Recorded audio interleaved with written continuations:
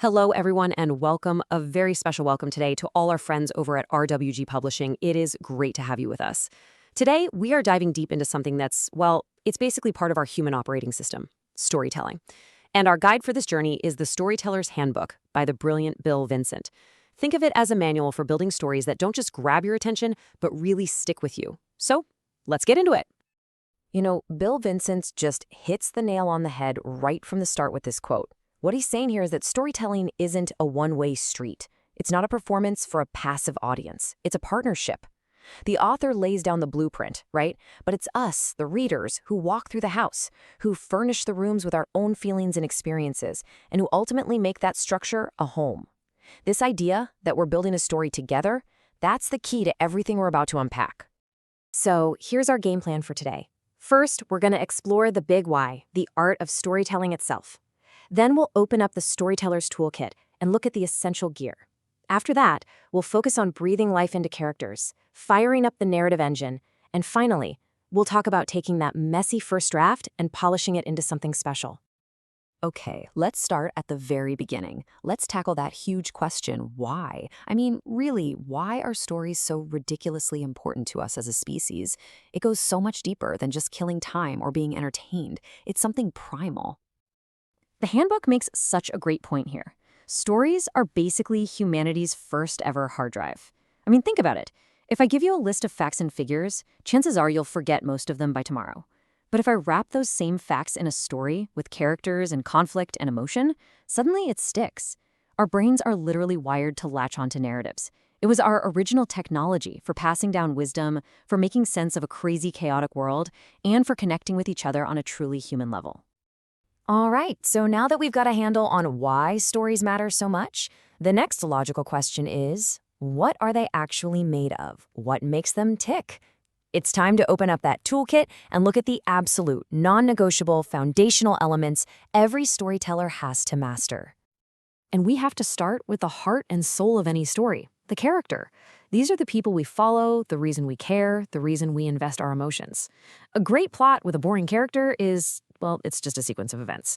The handbook really stresses that a compelling character feels like a real complicated person. They've got hopes, dreams, flaws, and maybe a weird little habit, like a world-class chef who secretly loves cheap instant noodles. It's those little human details that make us connect with them and root for them. Next up, we've got the plot. This is the what happens next that keeps us turning the pages.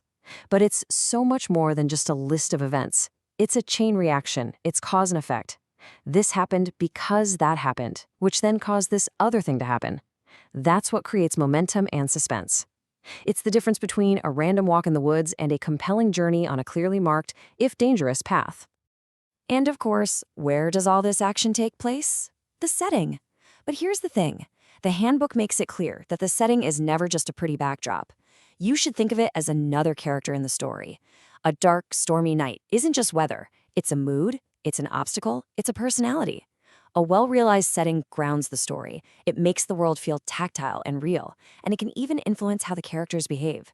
It's not just wallpaper, it breathes. Now, when we talk about plot, the storyteller has this really powerful choice. How are you going to arrange time?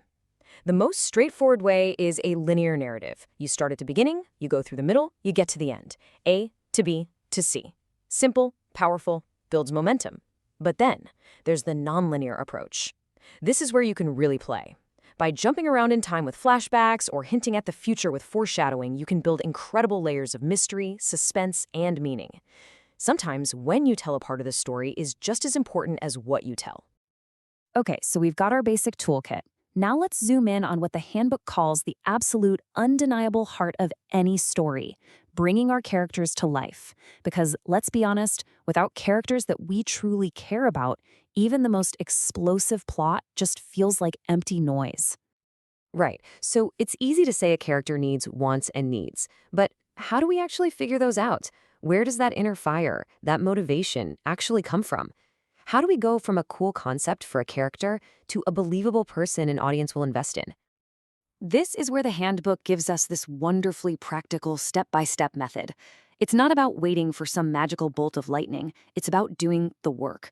You start by writing their life story, just a quick biography. Then you pinpoint the key life-altering events, that first major success, that devastating failure, that moment that changed everything. And here's the magic step. You connect that past to their present. Why are they so desperate for that promotion today? It's because of something that happened 10 years ago. Why are they terrified of getting close to people? The answer is in their history. It's this process that turns a flat cutout into a living, breathing person. And honestly, what we've just covered is just scratching the surface. The handbook goes so much deeper, talking about character arcs, finding their unique voice, building believable relationships. It's a gold mine. If creating characters that people will remember for years is something you're passionate about, I really can't recommend the full guide enough. You can find the link to grab your copy on Amazon. So you've got this amazing three-dimensional character living in a vivid world. Now what? Well, a story about a perfectly happy person whose life is going great is pretty boring. You need to throw some trouble their way. You need conflict.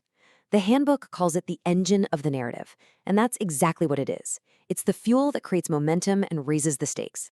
And conflict really boils down to two main types. You've got your external conflict, that's the hero versus the villain, the climber versus the mountain, the lawyer versus a corrupt system. It's the visible, outward struggle.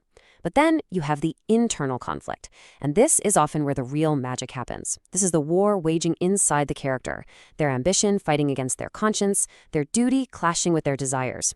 The absolute best stories, they masterfully weave these two together, so the fight on the outside is a perfect reflection of the battle on the inside. Now, every story that starts needs to end, and a powerful ending does so much more than just stop. It has to feel satisfying. The handbook gives us a fantastic checklist for a perfect landing. You need resolution. You've got to tie up those main conflicts. You need to show change. How have our characters grown from this whole ordeal? You need to give the audience a sense of closure, a feeling that the journey was complete. And sometimes the most memorable endings leave just a little bit of meaningful ambiguity, a final question that keeps you thinking about the story long after it's over. We are in the home stretch now. You've built your world, you've created your people, you've dragged them through the fire of conflict. You have a first draft. Congratulations! But, as any writer on the planet will tell you, the journey isn't over. In some ways, the real work is just about to begin. It's time to refine your craft. A core truth the handbook drills down on is this: writing is rewriting. It's not about getting it perfect the first time. It lays out this fantastic three-step process for editing. First, you do a structural edit. This is the big picture, the 30,000-foot view. Does the foundation of the story work? Is the pacing right? Then you dive in for the line edit, going sentence by sentence, polishing the language until it sings. But that final step, seeking feedback, this one is maybe the most important and the bravest. You have to share your work. A fresh pair of eyes can see things you never will, and that perspective is absolutely priceless. And this quote just brings everything we've talked about full circle. It's a powerful reminder that what we're doing here, this craft of storytelling, it isn't trivial, it's fundamental.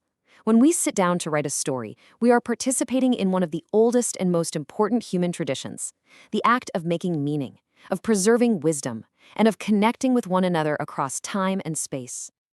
So with all these tools and this perspective in our back pocket, the explainer ends with a question that's not for me to answer, but for you.